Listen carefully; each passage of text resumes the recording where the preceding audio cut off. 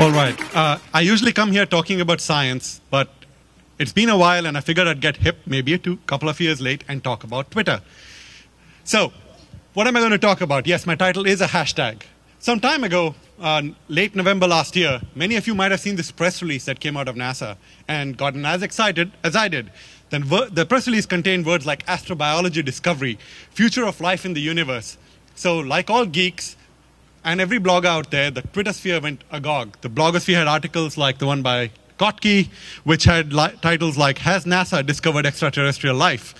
There were others who said, looking at the people who are going to be on the press conference, maybe not. Judging by what I've seen, it's not going to be that exciting. Hold your horses. But all of us, geeks, non-geeks, want to know and believe that we are not alone. All of us want to meet E.T. All of us want to meet the guy who comes off the spaceship and goes, live long and prosper. So we all got excited. We all started watching the NASA stream when it happened. And when it happened, so it turns out, it wasn't exactly about alien life. We hadn't met little green men. What it was about bacteria. It was a little bacterium that was found by a bunch of researchers in at NASA in Mono Lake. And what they found, and they published a paper in Science, which was embargoed till the press release happened, which was the press conference happened, which was interesting. And they found that the bacteria could actually grow in arsenic-rich environments. What was equally interesting, perhaps more, was that DNA had adapted to grow with arsenic. So folks like me who have a background in chemistry went, interesting chemistry. How the hell did this happen? And if it did happen, it's very interesting. There were others in the blogosphere who went with the little green men theory. You have people who said we're related to this guy, and my favorite of them all, which you can't see really well here, is the Gizmodo headline which said, New Life. Okay.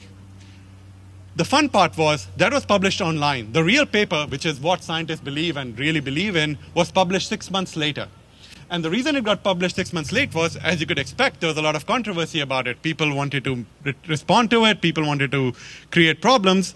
Carl Zimmer in Slate was the first guy who noticed and said, scientists who read only paper, and apparently there are some, would never have known that from about a couple of days after the announcement happened, till that period of time, there's an absolute crazy amount of controversy online. And that controversy got its own Twitter hashtag, which means it was anointed. Everybody talked about it and still does as arseniclife, despite all the other science behind it, which is why I'm not talking about science. Most of you are not interested in biochemistry.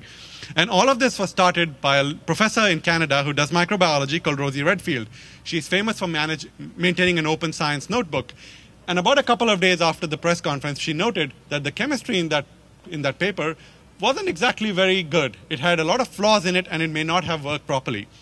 And what she did broke tradition. Tradition states that any scientist who wants to complain about a piece of science must go to a conference or submit a piece of paper, or submit something in writing to a bunch of peers, the process of peer review. I look like that guy on the right, I think.